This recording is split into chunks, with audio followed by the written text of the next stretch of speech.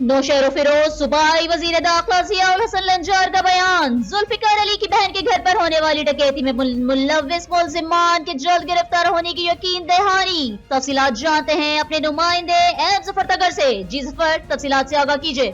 नीज तहसील मोरो के इलाके 10 थाने के हदूद हिरन में पाकिस्तान पीपल्स पार्टी के एमएनए जुल्फकार अली बेन के घर में डकैती का मुकदमा एमएनए के मैनेजर धनी बख्श वलद खैरमोहन बेन की मुद्दत में दर्ज कर लिया गया।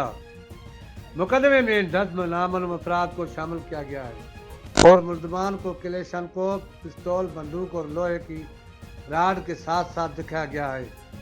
10 नामालूम मुसल्लह अफराद ने घर में घुसकर हथियारों के जोर पर घर में मौजूद अफराद को जरगमान बनाकर करोड़ों रुपए की डकैती की वारदात करके फरार हो गए।